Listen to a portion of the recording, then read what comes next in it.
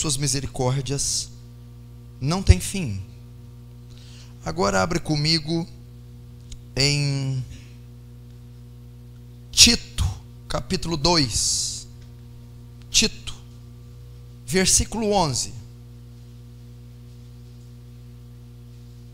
Porque a graça de Deus se há manifestado, trazendo salvação a todos os homens. Versículo lindo, versículo para você decorar, hein? Porque a graça de Deus se há manifestado, trazendo salvação a todos os homens. Lamentações 3:22.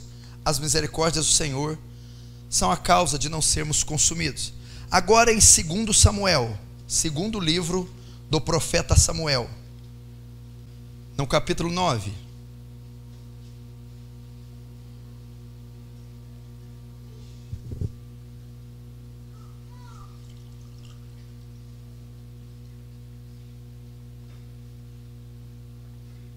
No versículo 1, e disse Davi: há ainda alguém que ficasse da casa de Saul? Versículo 6, e vindo então Mefibosete, filho de Jonatã, filho de Saul, se prostrou com terra e se inclinou diante de Davi, e disse a Davi. Deixa aberto aí em 2 Samuel 9, porque nós vamos abordar a mensagem em cima desse capítulo. 2 Samuel 9. Apenas feche os olhos. Senhor Deus, te damos graça por esse segundo dia de acampamento, de encontro, onde o Senhor tem falado conosco, tem nos agraciado com a comida, com o alojamento, com a presença e a comunhão dos irmãos. Para nós é uma dádiva estarmos aqui, podendo falar das coisas do Senhor, compartilhar do glorioso Evangelho, expor, pregar, ensinar o glorioso Evangelho. Pai, mais uma noite eu preciso do Senhor, da sua presença. O Senhor sabe quão limitado, incapaz eu sou, quão debilitado fisicamente eu estou aqui essa noite. Eu preciso da sua bondade, graça, misericórdia e do seu Espírito falando, operando através da minha vida. Senhor, que essa mensagem saia do seu trono, viva e eficaz, mais cortante que espada de 2 fios, e penetra até juntas e medulas, até a alma e o espírito. Fala-nos pelo poder da sua palavra. Acompanhe essa mensagem com abundante, gloriosa graça, para redimir pecadores, para abrir-nos um entendimento tão elevado que é a sua palavra, Senhor.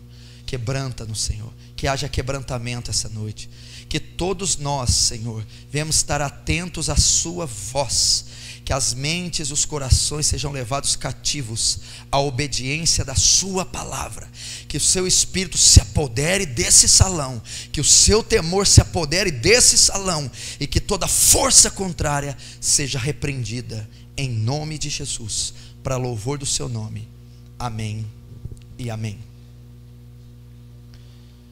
Trazendo essa mensagem, essas mensagens de correção, de disciplina, de juízo, estamos mostrando através delas que a porta é estreita, a entrada para o cristianismo, para o reino, a integração do corpo de Cristo é estreito, apertado, e o caminho também é estreito, não só a porta, a entrada para o cristianismo, mas o caminho, a conduta, o dia a dia cristão também é apertado.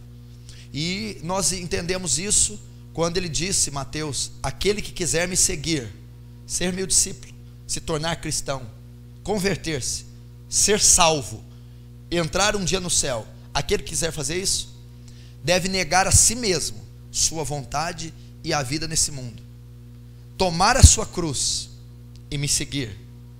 Porque quem quiser achar a sua vida, vivê-la para esse mundo, perdê-la, vai para o inferno, viverá uma vida de 60, 70 anos. Mas quem por amor de mim perder a sua vida, deixar o mundo, a vontade da carne, acha lá no céu, na eternidade. Então o cristianismo é um cristianismo de porta estreita, caminho estreito, cruz pesada, renúncia, é um caminho de abnegação. Não é essa declaração de Jesus, ela não tem nada a ver com o evangelho professado, exposto, anunciado agora pela igreja contemporânea, pela igreja moderna. Isso aí é antibíblico, isso aí é cultural, social, tradicional. Biblicamente, não existe porta larga, vida fácil. Ninguém pode servir a dois senhores, porque há de agradar a um e desagradar a outro. Você não pode servir a Cristo e a Mamon. Mas hoje estamos servindo a Cristo e a Mamon, Dagon, Baal, Belial, né? Todos os deuses que suprem as áreas carnais do homem. E a igreja tem colocado o altar, tirado o Senhor Yahvé, Jeová, porque o Senhor Yahvé, Jeová, ele exige disciplina para servi-lo. Porta estreita, cruz. Como isso não é bem aceito pela impiedade do mundo, não, fazendo assim, não trazendo status para a igreja, crescimento, removeram do altar Yahvé e colocaram Dagon, Baal, Mamon, Belial, os deuses que satisfazem a exigência mundana. Dagon, o deus dos filisteus, o deus dos nossos inimigos. O mundo entrando na igreja, mundanismo na igreja. Mamon, deus das riquezas, a prosperidade, o culto ao dinheiro, o culto à riqueza, o espiritual vinculado ao material. E Baal, o deus da fertilidade, né? Depravação, imoralidade, fornicação, adultério, adentrando as portas da igreja. Libertinagem. É isso que a igreja contemporânea está adorando. São esses deuses. O Senhor dos exércitos, o Senhor Jeová, foi retirado por causa da essência da sua verdade, que é cruz. Né? Nós mesmo lidamos com o irmão que diz: pastor, o que tem eu batizar? Só 3, 4 cigarrinhos, o que tem? Nessa igreja você se batiza, de Baal, Dagon e Mamon. Na igreja do Senhor Jeová, você não se batiza, você não se integra.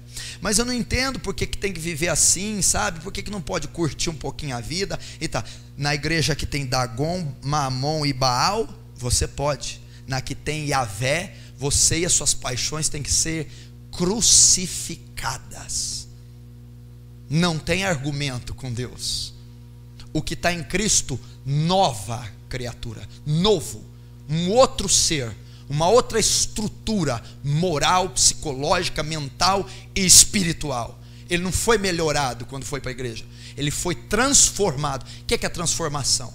Metamorfose. O que é metamorfose? Uma lagarta rastejante, mucosa, cilíndrica, entra num casulo. O que ela sai? Uma borboleta com asas, um animal voador colorido. É totalmente diferente do que ela era. A lagarta não entrou no casulo e ficou marrom, criou 2 anteninhas, mudou a cor. Não, ela se transformou 100% em outro animal. A conversão é isso. Você era mucoso, rastejante, repugnante, e você, pela conversão, se transformou em algo colorido, vivo, diferente. Então, se você vai para a igreja e melhora só, se você ajunta um conduto de você ajunta um conjunto de regras e normas, você melhorou, mas você não foi transformado. O que é ser transformado? Eu adorava aquilo, pecar. Hoje eu odeio. Eu odiava fazer o bem. Hoje eu amo. Entendeu? Abominação da luxúria, do pecado, das coisas da terra. E se isso não ocorreu, não é transformação. Você não pode servir Jeová. E a palavra, ela é trazida para nós dessa forma: disciplina, exortação, que é a pura verdade, que é a essência do evangelho. E só que traz a nós, porque nós somos o composto, nós somos regenerados, porém vivemos num corpo de pecado. Então a nossa consciência luta conosco, e nós temos uma certa resistência com esse evangelho de cruz, correto? Não pode fazer isso, tem que matar isso, tem que viver para aquilo outro. Enfim, eu passei a ser um escravo, verdade? Porque Paulo diz: eu, Paulo, escravo de Cristo.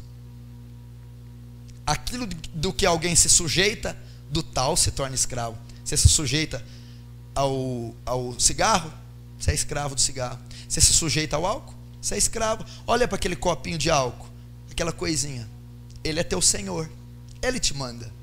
Olha aquele objeto de nicotina que deve pesar 3, 4, 5 gramas, aquilo é teu senhor, você obedece às ordens dele. Ele dita seu temperamento: ó, você está nervoso, me use, você usa. Ó, você precisa de mim para dormir, ele manda em você. A pornografia: eu preciso de refúgio, preciso me alimentar, eu preciso me preencher. Eu sou escravo da pornografia, sites, vídeos, etc, etc, para saciar, porque eu me sujeito à pornografia, sou escravo dela. Do dinheiro, da vaidade, eu só consigo ser suprida mediante a aquisição de bens. Eles ditam, eles são o termômetro da minha vida, são o termômetro da minha área emocional. Então eu sou escravo da matéria, do dinheiro. E se alguém se sujeita ao pecado, do tal se torna servo, se faz escravo do pecado. O pecado é o seu senhor. O que é o pecado? É a iniquidade, a transgressão da lei de Deus, a rebeldia contra Deus. Ele se sujeita, então ele é um rebelde por natureza, filho da ira. E se você se sujeita a Cristo, se faz escravo dele. Você então se torna escravo de Cristo. Agora me diz, você prefere ser escravo do mundo, do álcool, do cigarro, da pornografia, da luxúria, da vaidade, do dinheiro, de Satanás, que é o príncipe desse sistema, e todos que adoram o sistema estão adorando indireta ou diretamente a Lúcifer? Ou você prefere ser escravo da cruz de Cristo, escravo de um reino celeste, escravo daquele que é o doador da vida eterna? Então é por isso que a palavra é pregada. Ela é pregada de uma maneira a qual nós temos que nos sujeitar, nos tornando escravos, só que os escravos da liberdade. Você entende isso? Escravos da liberdade, porque quando somos tomados por Cristo, somos libertos do pecado, libertos de Satanás e libertos desse mundo. Foi para a liberdade que Cristo nos libertou. Então a escravidão em Cristo é liberdade. Isso é tremendo. Então essa palavra vem hostil, de juízo, profunda, a mesma mensagem que John Wesley pregava, a mesma mensagem que Jonathan Edwards pregava. Se você ler a biografia, o sermão dos mais famosos: pecadores nas mãos de um Deus irado. Jonathan Edwards, antes de pregar esse sermão, 3 noites não dormiu, por 3 noites e dias não comeu, rogar a Deus: dá-me a Nova Inglaterra. Quando subiu ao púlpito para pregar, pessoas disseram: o semblante dele parece de um anjo. Quando ele começou a falar, a convicção tomou o auditório. Então aquele homem pregando: vocês são pecadores, vocês estão nas mãos de um Deus irado, vocês estão a um passo do abismo. Quem impede vocês de ser jogado lá? Vocês estão ao bel prazer de Deus. Ele está com vocês e Ele decide jogá-los ou não. O teor daquele sermão foi tão profundo, que algumas pessoas se agarraram nas cadeiras, achando que iam ser engolidas vivas para o inferno. O teor foi se estendendo de tal maneira que um dos homens se levantou e foi ao púlpito: Senhor Edwards, pare, não vamos suportar, Senhor Edwards. Ele estava proclamando o juízo de Deus àqueles pecadores. Ele não estava pregando o Deus da igreja neopentecostal, o Deus da prosperidade, da bênção, do amor. Ele estava pregando o Deus do juízo, um Deus que se ira todos os dias, um Deus que já afiou e desembainhou a sua espada, um Deus que Salmo 7 diz que se o ímpio não se converter, ele vai condená-lo. Essa é a mensagem. Quando Cristo veio à terra pregar, qual foi seu primeiro sermão? Alguém se lembra? Qual foi o seu primeiro sermão? 30 anos de preparação. Quando ele vai pregar, ele diz: arrependei-vos, porque o reino de Deus é chegado sobre vós. Arrependei-vos por quê? A ira vindoura está vindo, a espada foi tirada da bainha. Arrependei-vos. Arrepender do que? E se eu não arrepender? Um Deus irado irá decapitá-los. É o que ele está dizendo. E essa mensagem muitas vezes nos traz rejeição. É duro essa mensagem. Eu não consigo obedecer os mandamentos com essa ótica, com esse prisma. Eu não consigo me submeter a um evangelho que é ensinado dessa maneira, de renúncia, amor ao próximo. Enfim, eu não vivo para mim. Eu vivo para a igreja, para o próximo, para Cristo, para a palavra, e não vivo para mim. Esse evangelho é indigesto. Eu não consigo obedecê-lo, não consigo reconhecê-lo, não consigo me submeter a ele. Por isso que as pessoas rejeitam o juízo de Deus, a ira de Deus, a justiça. Por isso que as pessoas rejeitam a porta estreita, a cruz, e eles estão optando para a igreja de porta larga, de facilidades, a igreja mundana, que professa Jesus com os lábios, mas o coração está longe dele, porque eles rejeitam e não querem submeter, acham pesado. Tem pessoas, escute, que para eles o cristianismo é um fardo. Tem algumas pessoas que estão condenadas a serem salvas. Tem umas pessoas que vêm para a igreja, não se desviam, não vão embora com medo do inferno, mas são sempre tristes, enfadadas, cabisbaixas. Por quê? Porque elas estão carregando um fardo, que é o evangelho. Elas estão condenadas a serem salvas. Para elas o evangelho é um fardo. Para elas ser cristão é uma condenação, não tem alegria, não pode fazer nada, tem que carregar esse fardo. Então algumas se sentem assim, escravas, presas, condenadas, carregando, e vivem em tristeza, em decepção, não desviam, não saem, tem medo do inferno, ou porque não tem para onde ir, ou porque são umas coitadas, mas na verdade não estão contentes com esse evangelho. Isso ocorre conosco. Ocorre quando foi pregado ontem à noite, quando foi pregado hoje de manhã. Só que hoje eu vou ensinar por que ocorre isso e o que você precisa saber para não ocorrer. Presta muita atenção. As pessoas só rejeitam a cruz de Cristo, as pessoas só acham a Bíblia e os mandamentos pesados, as pessoas só fogem desse evangelho e se sentem oprimidas por vivê-lo, porque não conhecem ele na totalidade, porque não conhecem o caráter e os atributos de Deus, porque não conhecem toda a revelação do evangelho, porque não conhecem a misericórdia de Deus e a graça. Porque se você conhecer a misericórdia e a graça, o evangelho vai ser a coisa mais doce da sua vida. Se você conhecer a graça e a misericórdia, o evangelho será a coisa mais leve da sua vida. Se você conhecer a misericórdia e a graça, os mandamentos não te serão mais pesados. Se você conhecer a graça e a misericórdia, você não terá dificuldade alguma de obedecer qualquer que seja o mandamento bíblico. Você desfrutará do evangelho, você desfrutará, terá prazer de ser cristão, você verá a dádiva que foi você se converter, Você não terá dificuldade de atentar aquele ou aquele outro mandamento, essa ou aquela área, todas você entregará para Cristo, se você conhecer a graça e a misericórdia.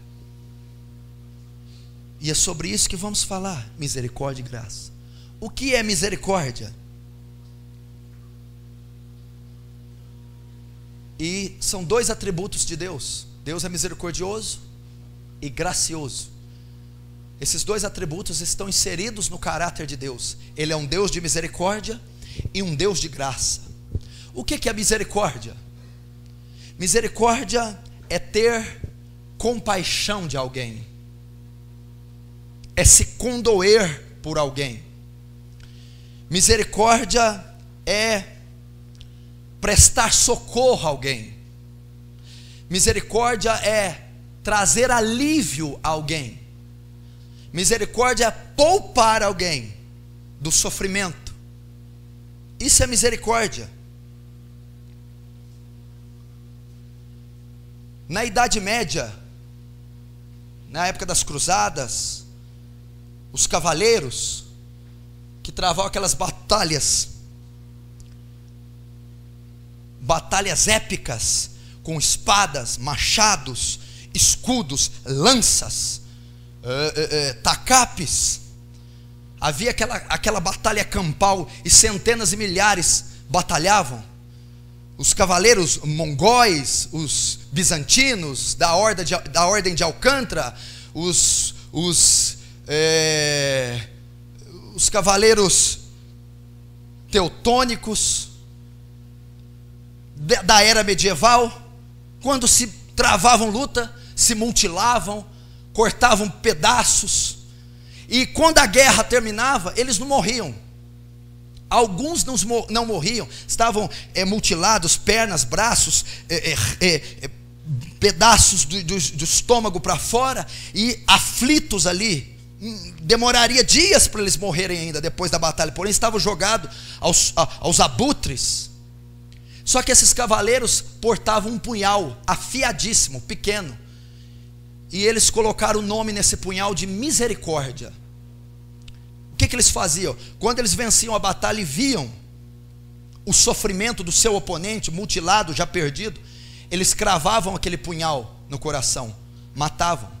Só que aquele ato não era para exterminar a vida do cavaleiro derrotado, era misericórdia. Ele estava aliviando a dor, era um ato de nobreza, aliviando a dor do seu oponente, estava poupando ele de sofrimento, estava se condoendo, tendo compaixão dele, e tinha cravando-lhe o punhal chamado misericórdia, aliviando o sofrimento dele. E por que precisamos da misericórdia? Deus é um Deus de misericórdia, porque a Bíblia diz que nós fomos concebidos no pecado. Davi diz: a minha mãe em pecado me gerou. E a Bíblia diz em Romanos 3:23 que todos pecaram, vieram de um ventre de pecado, o homem nasce em pecado, e destituídos da glória de Deus estão. Todos pecaram. A Bíblia diz também que o salário do pecado é a morte. Romanos 6:23.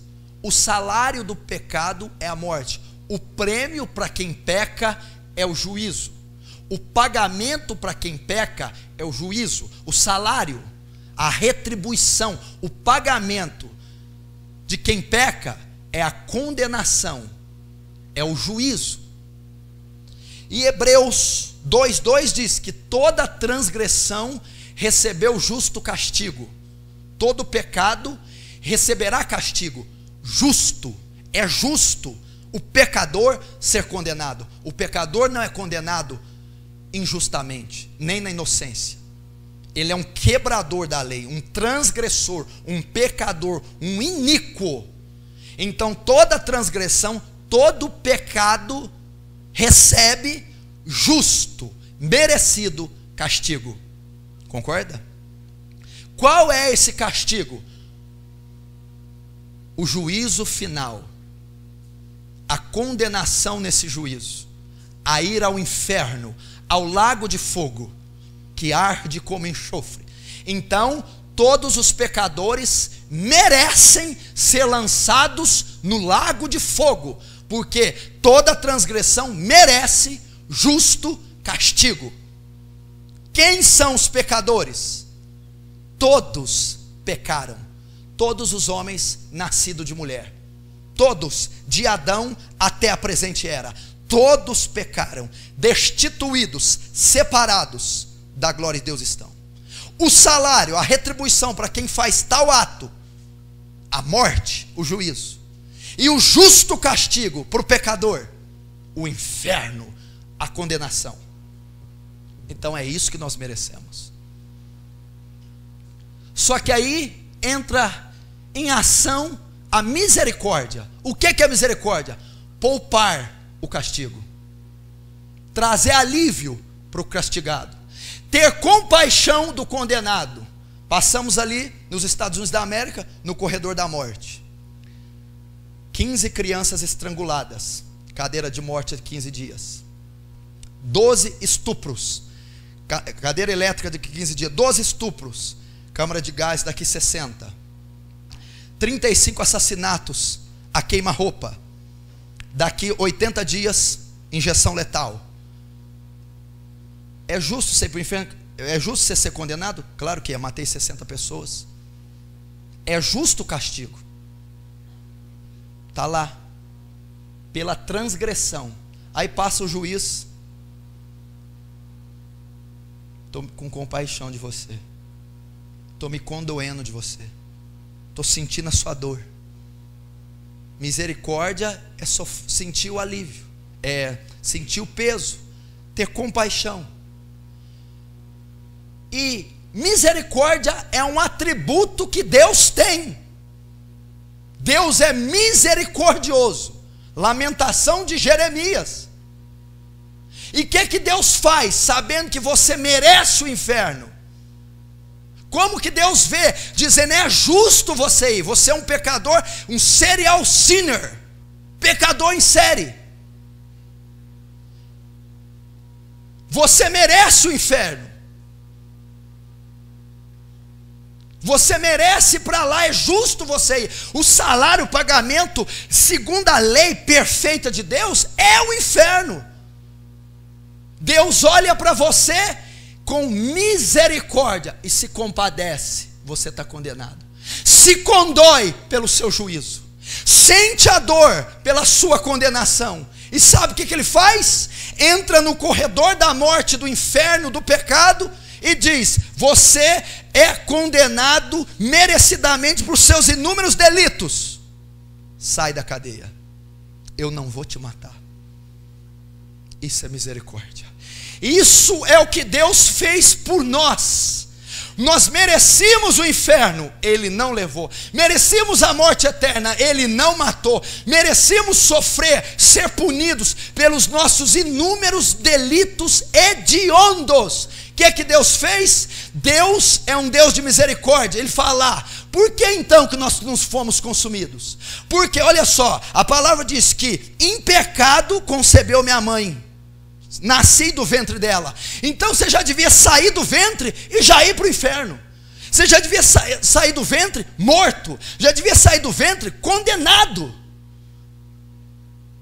E por que Ele não te mata se você merece? Por que você não está ardendo no inferno agora se você merece? Por que toda transgressão tem justo castigo? Então é justo você receber o castigo. E por que você não recebeu?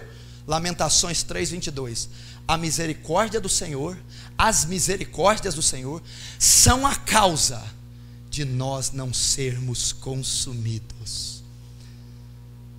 As misericórdias do Senhor, a compaixão, o condoer de Deus, o retirar o retirar o sofrimento, o trazer alívio, o poupar de Deus, é a causa de não sermos consumidos.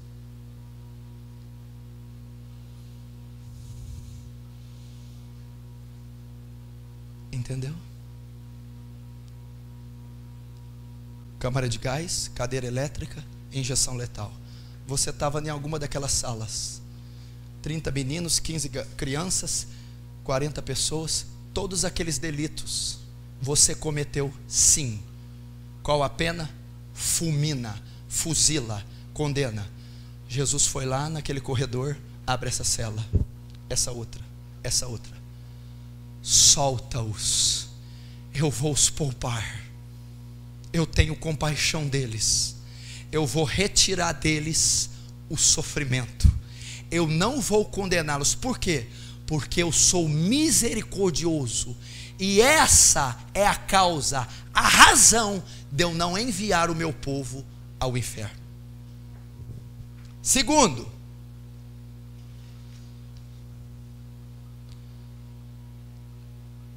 graça, outro atributo de Deus. Primeiro, a misericórdia. O que é a misericórdia? Não dar a nós o que nós merecemos. Misericórdia se resume: Deus não nos dá o que merecemos. Nós merecemos o castigo, é justo, Ele não dá.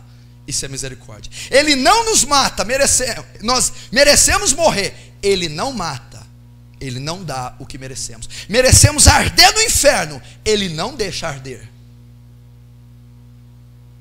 Ele não nos dá o que merecemos. Agora, a graça. As religiões têm fé, as religiões têm paz, as religiões têm amor, as religiões têm até misericórdia, as religiões têm perdão. Agora só o Evangelho tem a graça. Só o Evangelho. A graça é a palavra, é a ação de Deus ímpar, una, que só o Evangelho de Jesus Cristo tem. O que é a graça? A misericórdia é um atributo de Deus. Deus é misericordioso. A graça também é um atributo. Deus é um Deus gracioso. Favor imerecido, benefícios que nós recebemos sem merecer. Isso é graça. O prefeito organiza um evento para 100 pessoas em um hotel. Elas ficarão hospedadas no hotel, almoçarão, jantarão e ganharão roupas de graça. O que significa isso? Elas vão comer, se vestir, ficarem hospedadas sem pagar nada por isso. Elas não merecem comer, porque não trabalharam e não pagaram a comida. Elas não merecem se vestir, porque não trabalham e não compraram vestimento. Não merecem ficar hospedadas. Mas alguém trabalhou por elas. Alguém pagou para elas comerem. Alguém pagou para elas ficarem hospedadas. E elas comeram, se vestiram e dormiram de graça. Não fizeram esforço nenhum para receber. Não mereciam receber, não trabalharam para receber, mas receberam graça. Isso é graça. E Ele também manifesta a graça sobre nós. Manifesta a primeira misericórdia, não dar o que merecemos. Agora manifesta a graça, dar a nós o que nós não merecemos. O que Ele nos dá? Benefícios que não merecemos. Perdão, não merecemos, Ele concede. Amor, não merecemos, Ele concede. Saúde, não merecemos, Ele concede. Respostas de oração, não merecemos, Ele concede. Ser usado no ministério, dons espirituais, ganhar almas, pregar, nós não merecemos, mas Ele concede. Oxigênio para respirar, graça de Deus. O diploma que você tem, graça de Deus. O trabalho que você tem, os filhos, a condição financeira, graça de Deus. Nós não merecemos. E o mais importante, ir ao céu, nós não merecemos. E por que nós vamos ao céu? Alguém pagou para nós irmos. alguém trabalhou em nosso lugar, alguém fez algo para que mereçamos. Isso é graça. Primeiro, misericórdia. O que é misericórdia? Trazer alívio, poupar, se condoer, tirar o sofrimento, não dar aquilo que sofre. Deus é um Deus de misericórdia. Nós, por nossos pecados, merecíamos ser punidos, então Ele não dá o que é justo e merecido, e Ele manifesta a misericórdia sobre nós. Estamos debaixo da sua misericórdia. Sabe por que você está vivo hoje? Porque a misericórdia se renovou essa manhã. Novas são a cada manhã. Então você não foi consumido. Não dá o que merecemos. Graça, trazer benefícios e a salvação. Não há mérito em nós para ser salvo. Não há bondade, obra, não há atributo suficiente que nos permita entrar no céu. Então Ele nos deixa entrar de graça, nos dá o que não merecemos. E se nós entendermos isso, nós nunca mais deixaremos de obedecê-lo, nem rejeitaremos o Evangelho. E esses dois atributos de Deus, essas duas dádivas, se manifestaram na vida de Mefibosete, que é o que está descrito em 2 Samuel capítulo 9, que eu creio que você não fechou e está aí aberto.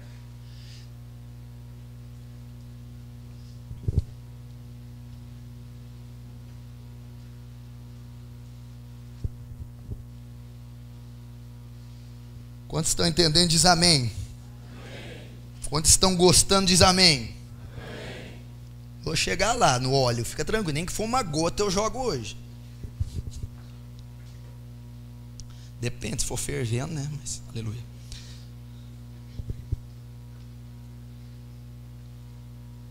Primeiro esboço já foi.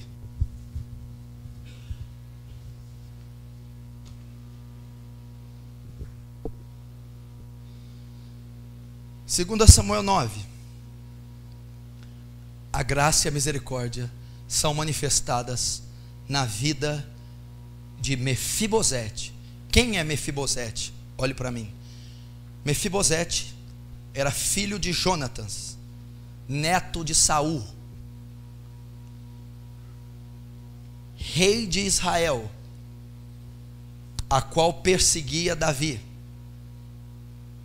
Deus manifesta na vida de Mefibosete a graça e a misericórdia.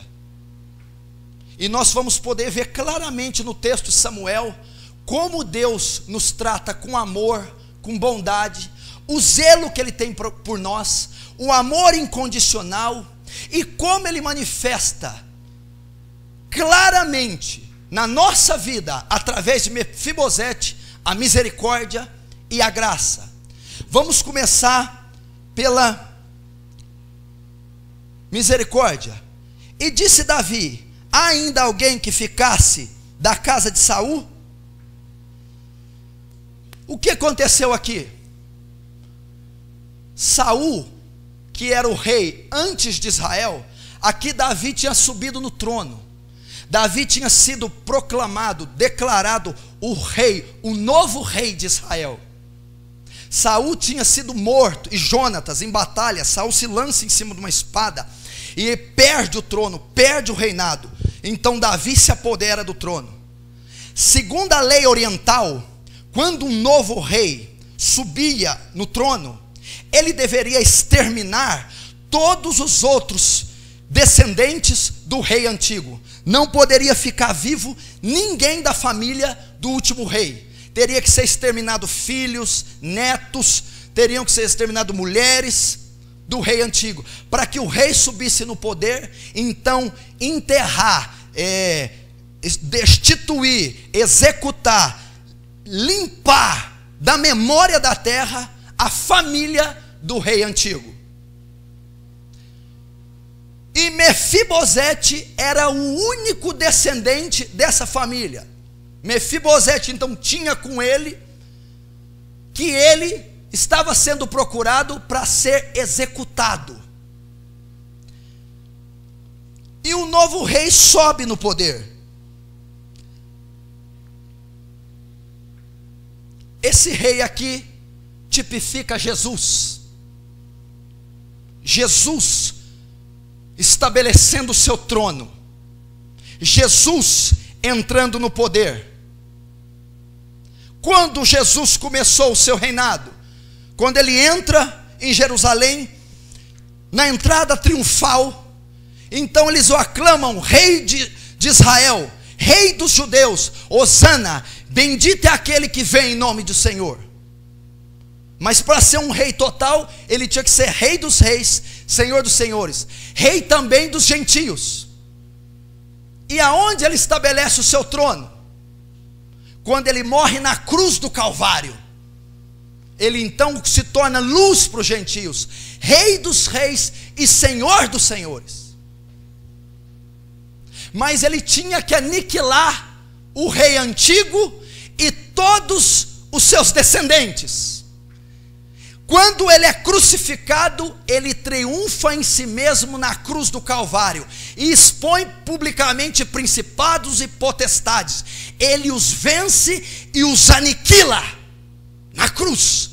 Então ele toma a chave do inferno e da morte, e o reino é dado a ele. Ele é o Senhor do universo, o Senhor da terra, e destitui o império de Satanás, o reinado de Satanás e toda a sua hierarquia. Ele entra no poder, assim como Davi. Só que Davi ainda pergunta: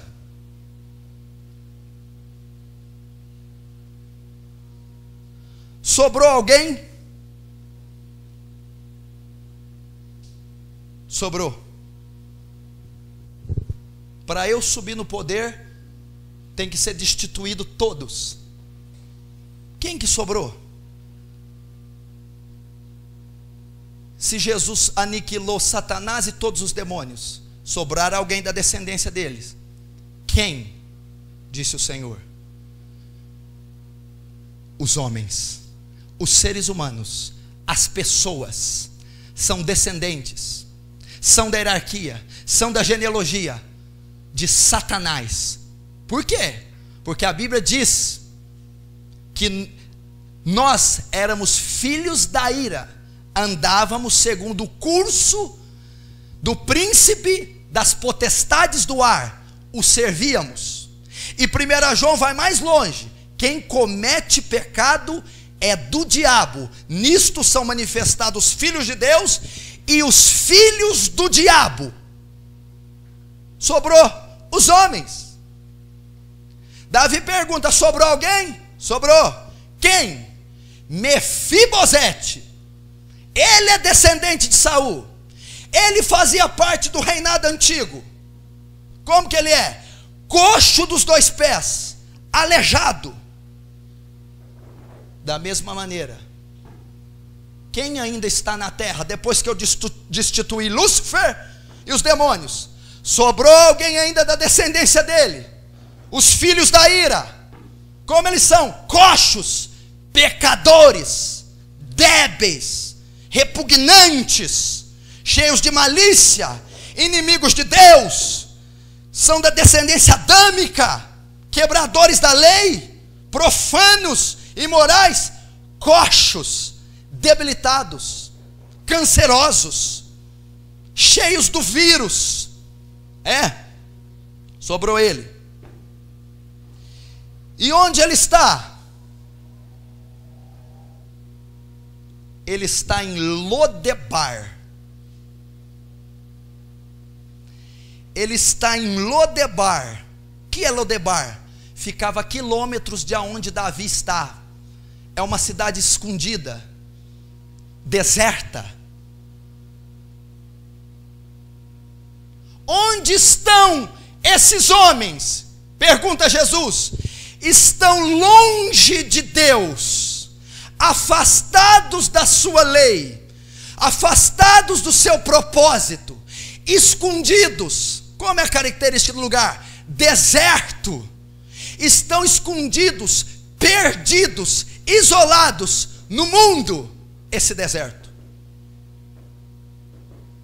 Assim como ele estava escondido. E por que Mefibosete está escondido? Porque Mefibosete conhece a lei, e a lei diz que se o integrante estiver vivo, o rei, para se apoderar, tem que executá-lo. Então Mefibosete estava com medo do juízo do rei, porque ele conhecia a regra, a lei, que dizia que ele deveria ser exterminado por ser da descendência do rei antigo.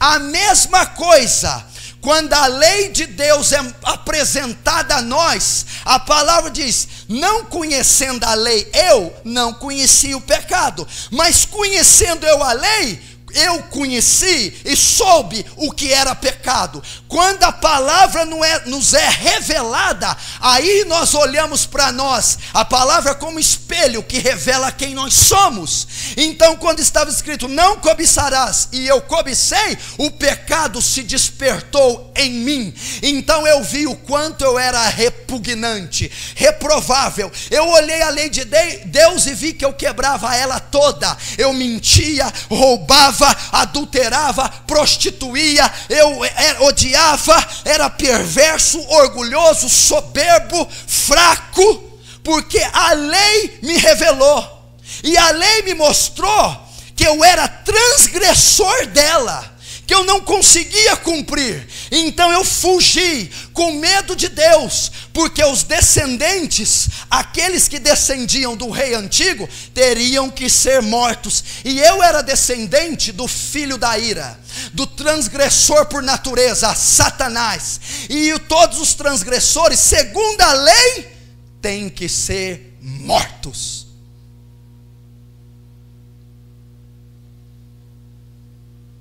Então Mefibosete se esconde, se isola, longe da presença do rei, porque este rei vai me castigar. A lei dele diz que eu tenho que ser morto. Eu vou me esconder, fugir da sua presença, me isolar nesse deserto, vou me integrar ao mundo. A mesma coisa, a lei nos condena. Quando os mandamentos nos são revelados, quando o decálogo foi revelado, não matarás, não adulterarás, não dirá falso testemunho, não cobiçará a mulher do próximo, eu vi que eu matava, que eu roubava, que eu mentia, que eu cobiçava, e mesmo que eu quebrasse um só princípio da lei, segundo a própria lei, eu me fazia transgressor de toda ela. Então Mefibosete se declarava culpado, sentenciado, procurado. Era isso. Era isso.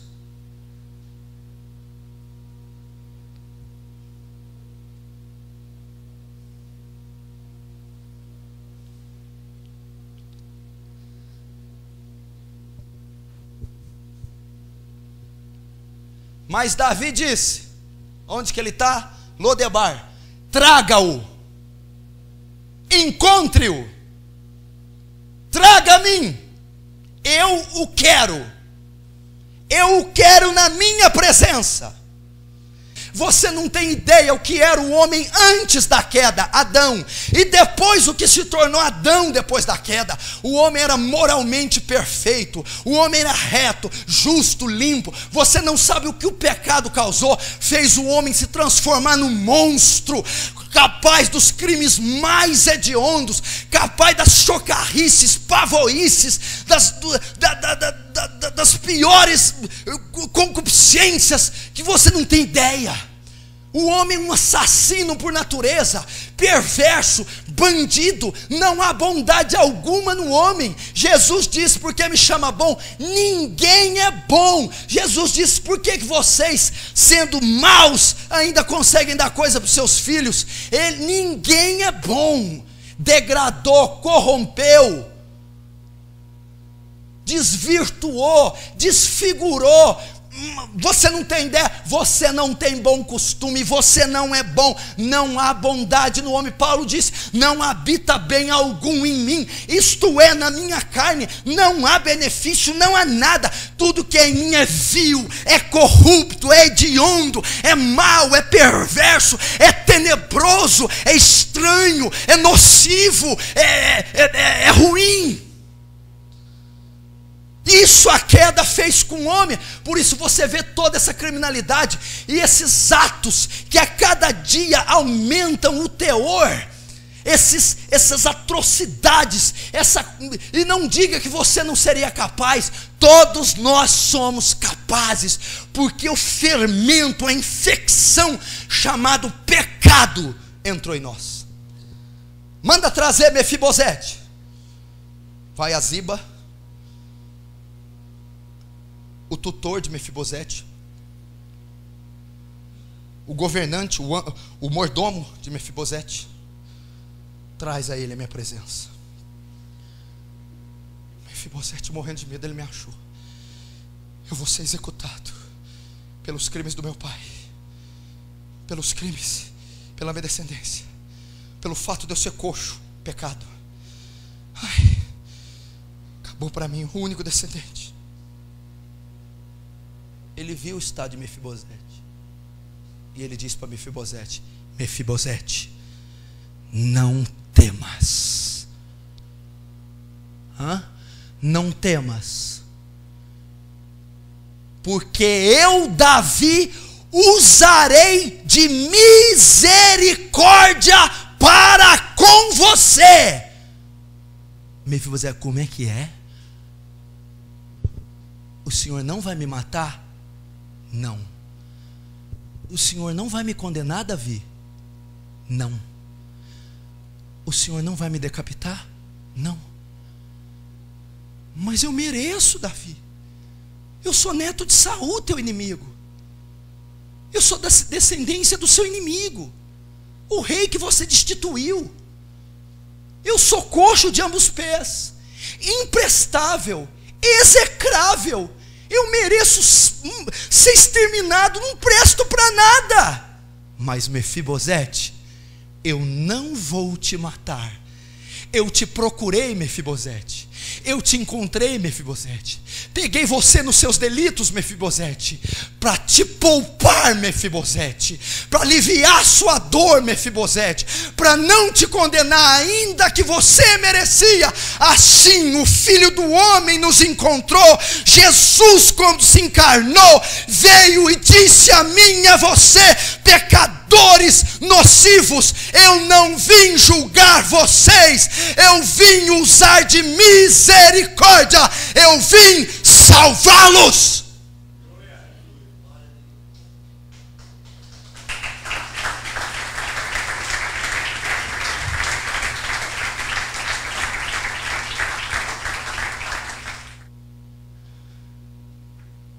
Poupa ele, ele nos poupou. Não vou dar o que vocês merecem.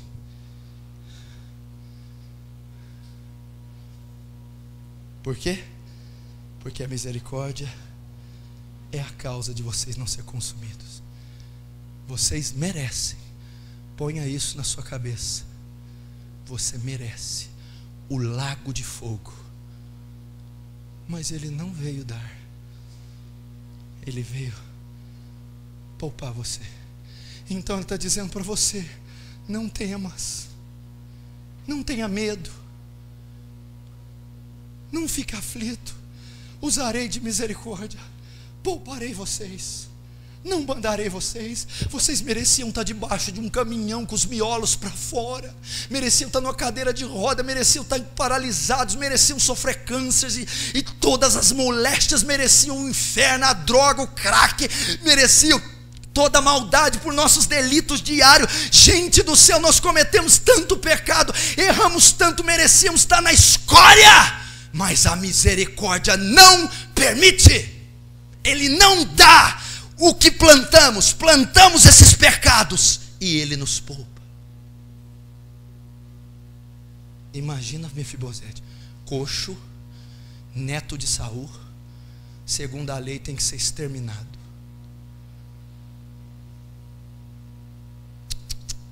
Usarei de misericórdia. Vê você lá, o palácio real do céu, o eterno sentado, entra você lá, coxo, sujo, imprestável, com uma lista de pecados, pensando, eu vou ser morto. Deus olha para nós, não, meu filho, usarei de misericórdia com você. Foi isso que ele fez com Mefibosete. Agora ele vai manifestar a graça. Não temas, porque usarei de beneficência, de misericórdia, por amor de Jonas teu pai.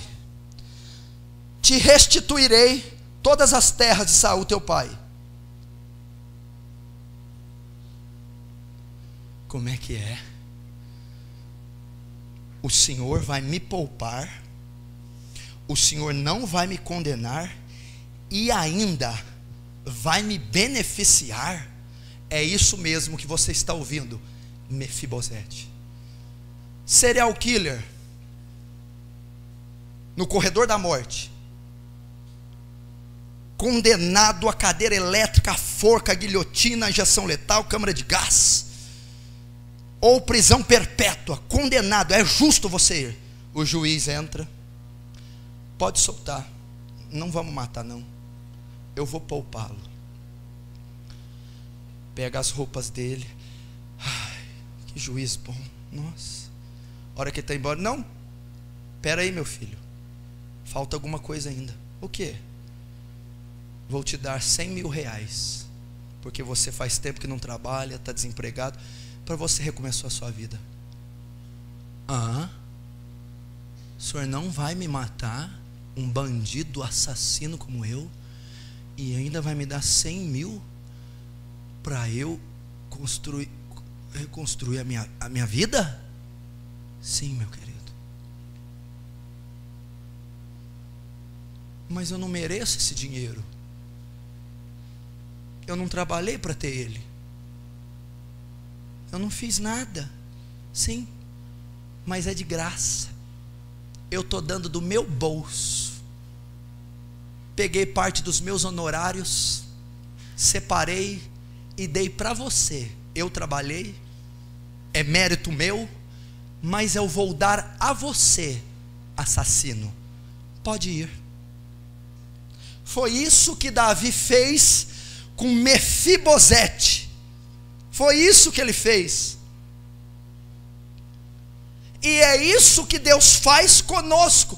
Primeiro mostra misericórdia, não dá o que merecemos, não nos condena, nos absolve. Depois demonstra a graça, dá a nós o que nós não merecemos: bênçãos, oportunidades, paz, felicidade, amor, perdão. Concede a nós recursos, benefícios, respostas de oração, milagres. Deus opera em nós, Deus dá a nós, sem termos feito algo, sem termos pago o preço, sem merecer aquilo. Olha a prova. Ele diz assim: então se inclinou e disse: quem é teu servo para teres olhado para ele como um cão morto? Mefibosete responde assim, o presente dele: o senhor vai restituir, me dar as terras? Mas eu sou um cão morto, Davi. Eu sou coxo. Eu não posso trabalhar. Eu não mereço isso, Davi. Não tem atributo algum em mim para merecer isso. Que você quer dar algo para mim, para um cão morto? Por que você está olhando para mim, pecador, corrupto, ruim, sem força, sem característica benéfica alguma? Não tenho valor. Eu não paguei por isso, Davi. Mefibosete está dizendo: eu não mereço seus benefícios, Davi. Eu não mereço as riquezas, a fazenda, o conforto. Eu não mereço. Eu sou um pobre cão morto. E Davi disse: pois é, mas eu vou te dar assim mesmo, sem merecer.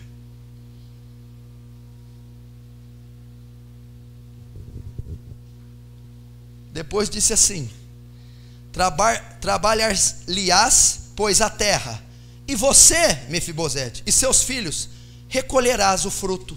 Como é que é?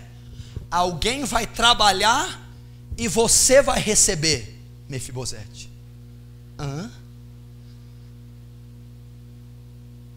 Alguém vai trabalhar e você vai receber de graça. Olha a graça na vida de Mefibosete.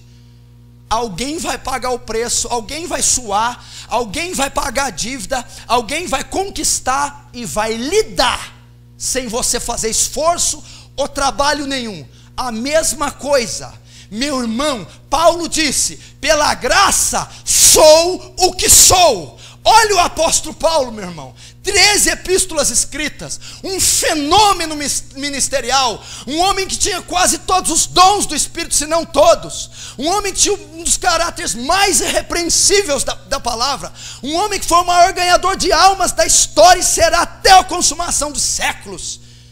Como Paulo conseguiu ser esse estupendo obreiro? Pela graça.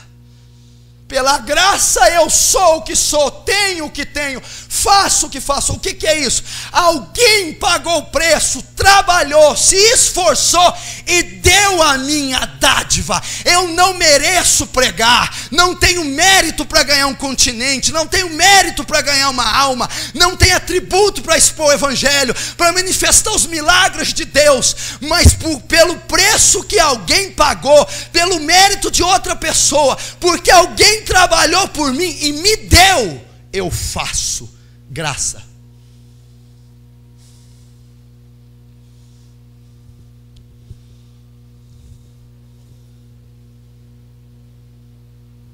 Graça. Vamos trabalhar e você vai comer.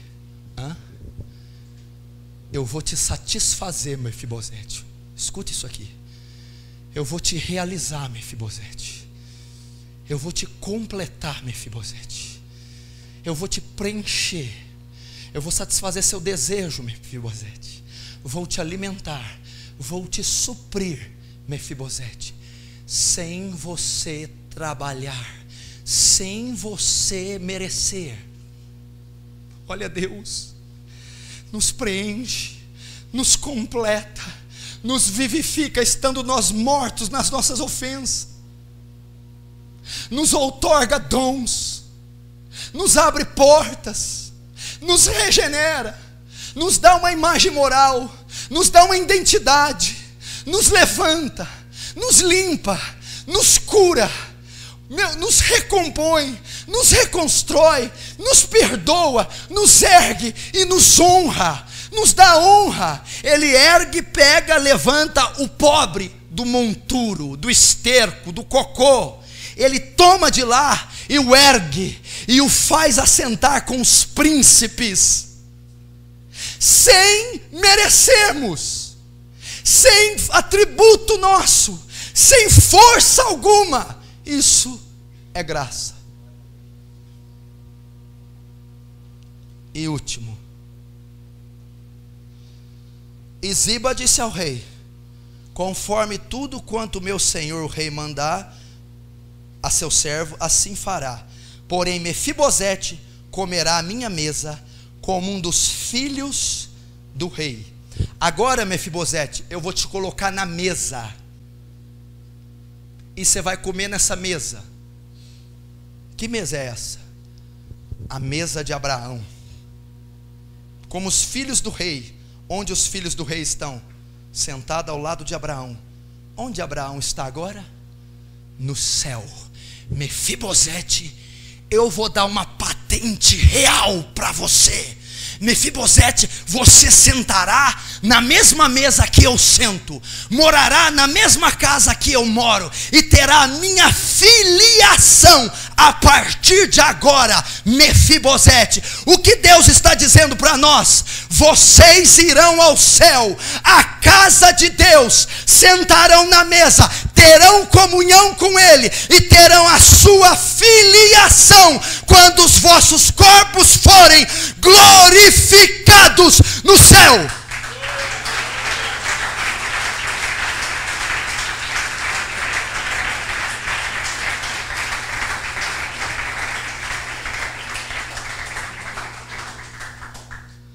Resultado final: Mefibosete, a bênção maior não são os benefícios que eu te dei aqui, é você ter agora a filiação, se integrar à minha família, sentar na minha mesa. Você tem meu sangue, Mefibosete? Não. Então não pode ser meu filho. Você tem meu parentesco? Não. Você merece estar aqui? Não. Mas eu vou te colocar sem você merecer. A mesma coisa. A promessa não era nem para nós, era para os judeus. Nós somos jambuzeiros bravos, enxertados na oliveira verdadeira. Ele veio para os seus e os seus não receberam, os judeus. Mas todos quantos receberam pela fé, deu-lhes o direito de serem filhos de Deus, que não nasceram nem da carne, nem do sangue, nem da vontade do varão, mas de Deus. A maior dádiva é a salvação, a vida eterna, a entrada no céu, na casa de Deus, no tempo, na dimensão que se chama eternidade, a perfeição, onde o olho não viu, o ouvido não ouviu, nem penetrou no coração do homem. Deus nos dá a entrada para o céu de graça. O que significa? Ir para o céu. Você merece? Não, mas Ele te leva.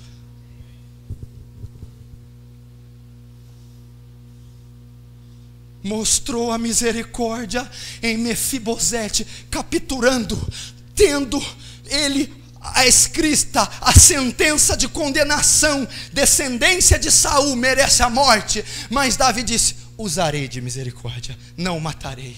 E depois, pegando um condenado e abençoando, lhe enchendo de riquezas e fazendo sentar na sua mesa, dando a ele algo que não merece, só alguém da família real. Então Mefibosete foi coberto de graça e de misericórdia. Agora onde que eu quero chegar? Presta muita atenção, agora eu desfecho. Quem pagou a sentença de Mefibosete? Ele tinha uma dívida, alguém tinha que pagar.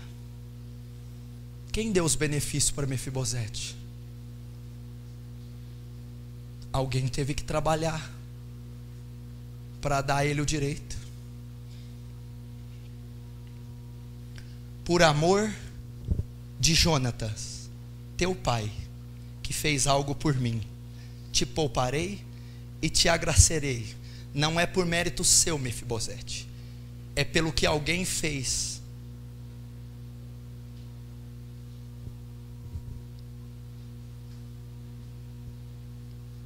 Você tinha uma sentença, uma dívida e uma promissória que ia daqui até em Bagdá de pecados.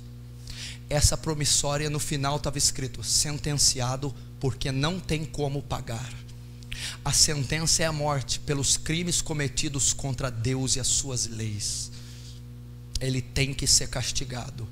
Mande ele ao banco dos réus. Você estava lá. Para a misericórdia ter chegado a você, alguém teve que sofrer no teu lugar. Alguém teve que ser castigado no seu lugar.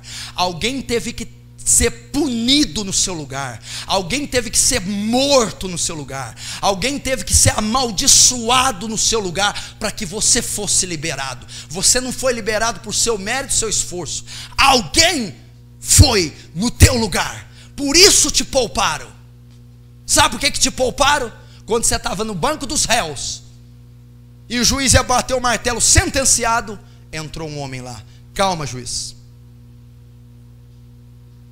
manda ele levantar, tira ele daí, eu vou sentar no lugar dele no banco, eu assumo todas as dívidas dele, eu assumo todos os pecados dele, eu assumo todos os delitos dele, e a condenação que está descrita no final pelos castigos, eu sofro a punição. Sabe quem é esse homem? Jesus Cristo, morrendo na cruz no seu lugar, se fez maldição para tirar de você a maldição. Ele foi punido no seu lugar, ele pagou a dívida que lhe era contrária, ele pagou por seus pecados, e ele sofreu a justa ira de Deus, sendo esmagado no Calvário no seu lugar. Ele fez isso, trocou de lugar com você. Era para você ter ido, ele foi. Era para você ter morrido, ele morreu. Era para você ter sido sentenciado, ele sentenciou.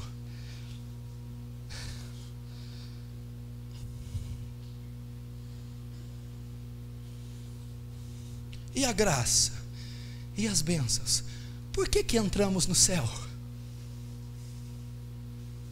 Porque alguém trabalhou para você entrar. Alguém conquistou os méritos para você entrar. Alguém abriu o caminho para você entrar. E novamente, quem foi esse? Jesus Cristo. Ele te justificou naquela cruz. Ele pagou o preço. Sabe qual foi o trabalho dele? Carregar a cruz. Sabe qual foi o preço? A sua vida, o seu sangue derramado, os méritos, o esforço, a vida dele entregue naquele Calvário, abriu o caminho do céu, e pela graça, pelo mérito, pelo sacrifício dele dado, você conhecerá o céu um dia, você entrará na eternidade um dia.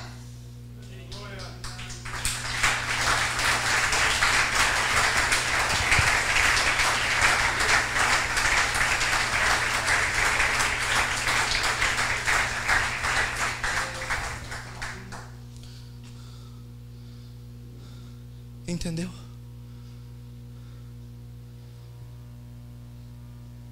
Imagina Mefibosete.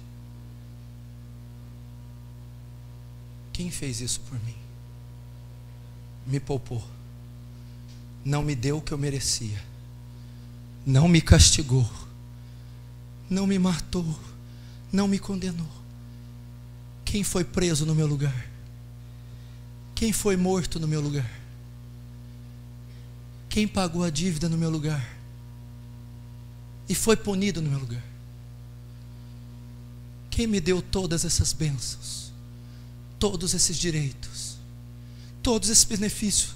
Se eu não paguei por eles? Davi. Quem foi esse homem? Davi. Eu quero encontrá-lo. Moço, a partir de hoje, eu sou seu servo, moço. Eu vou viver para você. Qualquer coisa que você me pedir não será um peso para mim, porque ninguém nesse mundo seria capaz de fazer o que você fez por mim, moço. Eu agora viverei o resto da minha vida para servir você, porque o Senhor usou de tamanha misericórdia e graça comigo. O que eu quero te ensinar? Quando eu entendo o que Cristo fez por mim, quão misericordioso Ele foi e quão gracioso, eu não tenho dificuldade alguma de servi-lo, eu não tenho dificuldade alguma de obedecê-lo, eu não tenho dificuldade alguma de carregar a sua cruz, de entrar na sua porta estreita, de entrar nesse caminho, de negar a minha vida, de morrer para esse mundo. Eu vivo para Ele, porque Ele fez tudo por mim. É isso que eu quero chegar. Você está entendendo? Por isso Davi escreveu: deleito-me em fazer a tua vontade. É uma delícia fazer a tua vontade. Me agrado, me apraz em obedecer teus estatutos, porque eu conheço a sua bondade e misericórdia. Quando o anjo do juízo veio para ferir Israel e Jerusalém, e Davi, a Bíblia diz que ele embanhou a espada, teve misericórdia de Davi, levantou Davi, perdoou quando pecou, agraciou Davi, fazendo o seu trono do Messias. Então Davi o obedecia. João era outro discípulo que amava, reclinava a cabeça no seu peito e escreveu: os seus mandamentos não são penosos. É isso que eu quero te dizer. Se você conhecer a graça e misericórdia, você não vai rejeitar mais o evangelho verdadeiro. Você não vai fugir da cruz. A cruz será algo prazeroso para você. A porta estreita será uma forma de gratidão. O caminho estreito pode ser uma forma de servi-lo, e a negar a si mesmo pode ser uma forma de oferecer-se vivo como um sacrifício por aquele que poupou e agraciou e comprou para você entrada nos céus. Se você sabe essas revelações, como não viver para Ele? Pais, o filho tem um pai. Olha aqui a alusão que eu vou dar, tão inferior, mas tão profunda. O filho pega o carro do pai, não volta tarde. O filho volta. O pai, deixa, não vou fazer nada não, seu menino. O pai pede para o filho: filho, faz isso essa semana, tira a boa nota que o pai te dá um presente no final. O filho não tira a boa nota, mas o pai se compadece, dá o presente no final. O pai ama o menino, beija o menino. À noite cobre o menino, beija o menino. Conversa, ri com o menino. O menino vem, bate o carro do pai, o pai coça a cabeça: tá bom, o pai vê depois. Depois briga com o menino: você, né? Aí de noite: desculpa o pai estava bravo, carro a gente quebra, conserta o outro, não tem problema não. E o menino fala: meu Deus, que pai eu tenho, me suporta, me abençoa, cuida de mim, sai do serviço, me leva no médico correndo, e o patrão dá uma dura nele, você vai perder o emprego, você fica faltando. Aí ele chega em casa numa boa: pai, está tudo bem? Tudo bem, meu filho. Mal ele sabe o que o pai suportou. Amanhã o pai fala assim para ele: pai, eu vou sair. Não volta tarde não, meu filho. Não, pai, não sei o que, não volta não, meu filho. O filho entra no carro, o pai deu 1 da manhã, esteja aqui. O filho com toda aquela rebeldia, aquela coisa toda, ele disse: meu pai pediu para voltar 1 hora. Nossa, mas como eu não vou obedecer meu pai? Olha o que ele faz por mim, me dá o que eu não mereço, não me castiga quando eu mereço, me ama, cuida de mim, sofre no meu lugar. Não tem como eu não obedecer um pai desse. Meu pai é maravilhoso, é fantástico.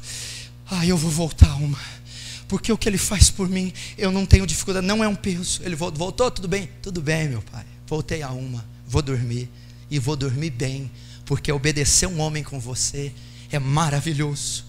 Agora eu estou dizendo de um pai eterno, justo, santo.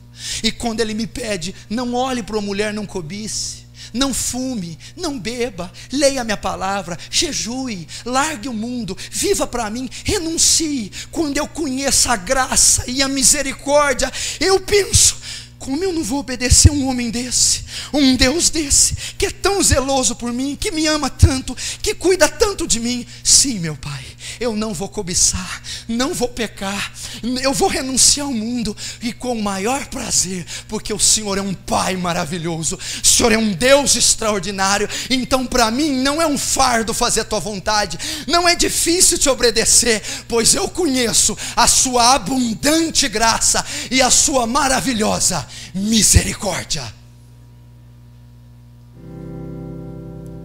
Apenas uma vida logo passará, e somente aquilo que foi feito por Jesus permanecerá.